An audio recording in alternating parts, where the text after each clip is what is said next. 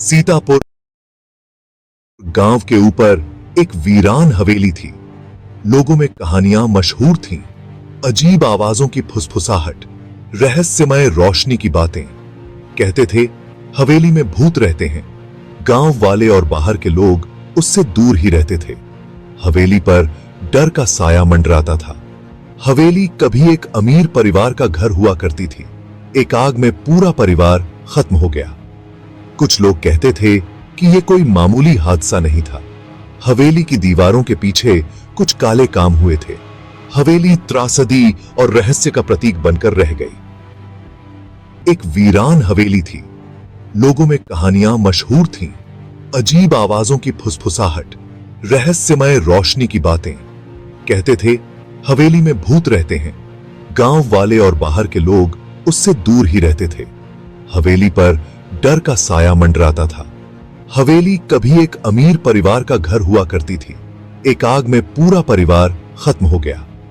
कुछ लोग कहते थे कि यह कोई मामूली हादसा नहीं था। हवेली की दीवारों के पीछे कुछ काले काम हुए थे। हवेली त्रासदी और रहस्य का प्रतीक बनकर रह गई। अरुण नाम का एक जवान लड़का सीतापुर आया।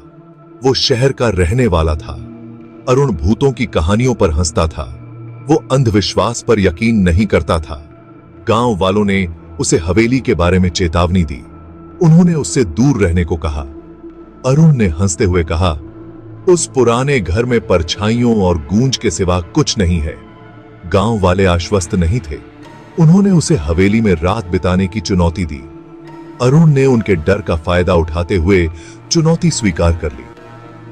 उसने इसे अपनी बहादुरी साबित करने का मौका देखा। वो हवेली में रात बिताएगा। वो सीतापुर के भूत के मिथक को तोड़ेगा। वो गांव वालों को दिखाएगा कि डरने की कोई बात नहीं है। रास्ता जंगली और ऊबड़ खाबड़ था। कांटे उसके कपड़ों को फाड़ रहे। हवेली के करीब पहुंच रहा था। हवा ठंडी होती जा रही थी। बेचैन पर हवी होने लगी। फिर भी वो आगे बढ़ता रहा। वो डिगा नहीं। वो हवेली के फाटकों पर पहुंचा।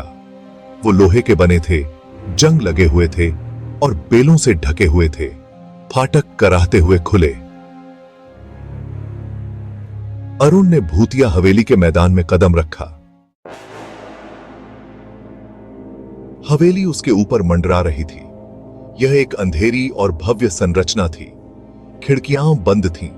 कभी भव्य रहा अग्रभाग अब टूट रहा था।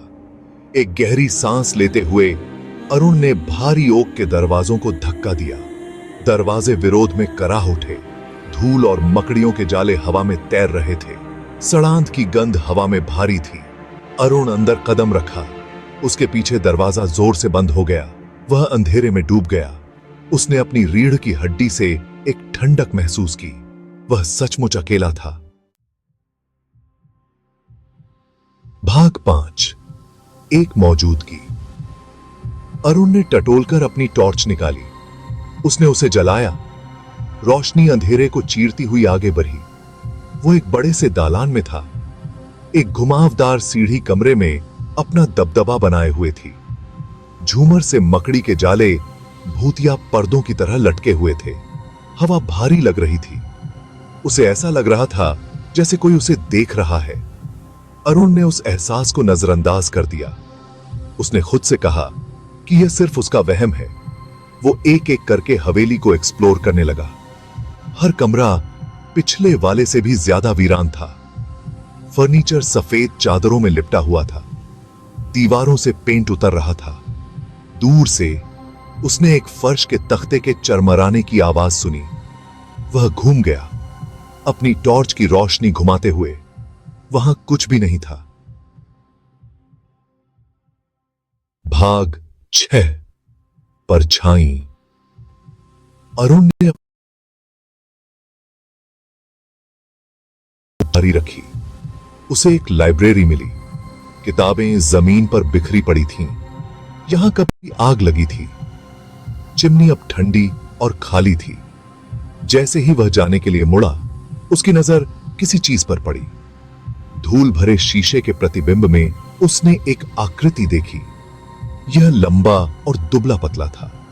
यह उसके ठीक पीछे तैरता हुआ प्रतीत हो रहा था। अरुण घूमा, वह आकृति चली गई थी। वो अकेला था। उसका दिल तेज हो गया। उसने तर्क करने की कोशिश की। उसने कहा कि यह रोशनी का धोखा था, लेकिन गहरे में डर ने जड़ें जमा ली थीं।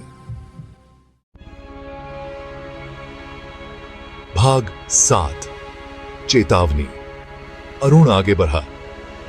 उसे इसे पूरा करना था। उसने एक बड़े से बॉलरूम में प्रवेश किया। कभी भव्य रही पार्टी के अवशेष इधर उधर बिखरे पड़े थे। वह लग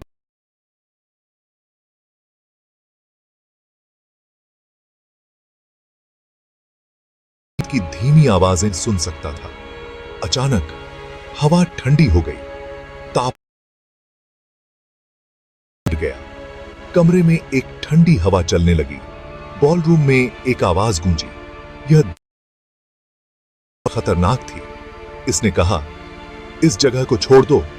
अरुण के मारे जम गया। भाग 8, हवेली से भागना।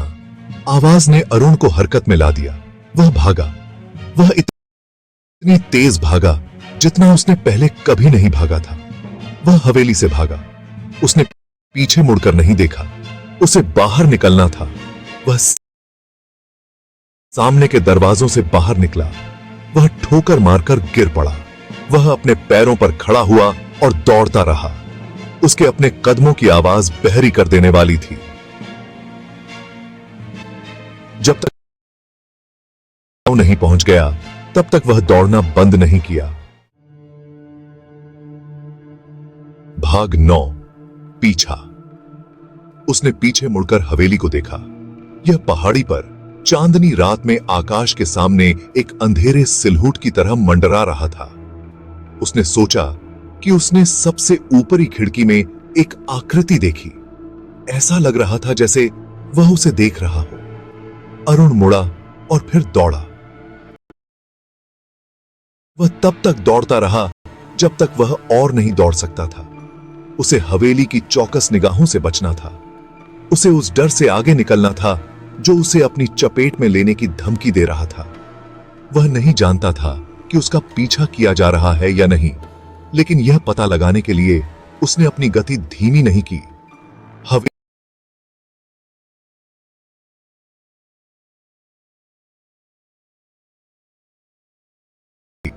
उसने इसे देखा था।